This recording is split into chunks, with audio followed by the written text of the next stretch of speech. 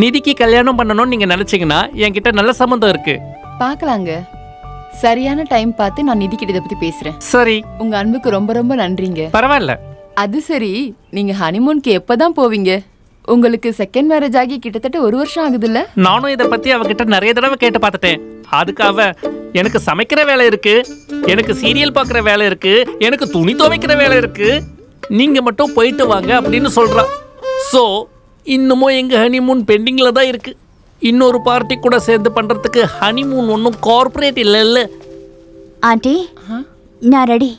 போலாமா? தாராளமா போலாம். நெக்ஸ்ட் டைம் வரும்போது மறக்காம எங்க வீட்டுக்கு வாங்க. நீங்க எப்பவும் சொல்ற வார்த்தை தான் இது. பாய் நிதி. Bye uncle. போயிட்டு வரேன். வாமா போலாம். இவனை பாரு, நம்ம கூட வர்றதுக்கு ரெடியா இருக்கான்.